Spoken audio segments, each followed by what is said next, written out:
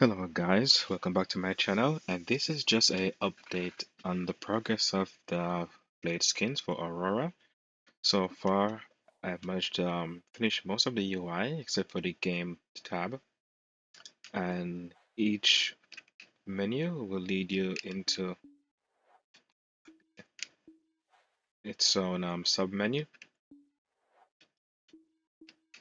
There's nothing actually programming them, so I'll be doing them piece by piece. So once you click on something, that's where it'll actually lead you. I haven't touched the game menu at all.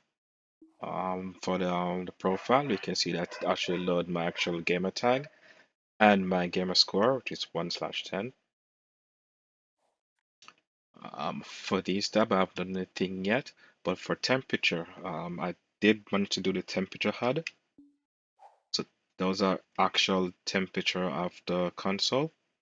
I will put the label beside them. I'll probably customize it so you can tell the actual value. Um, so I think you should. So I may allow you to check the temperature from any one of the tabs. I may end up doing that.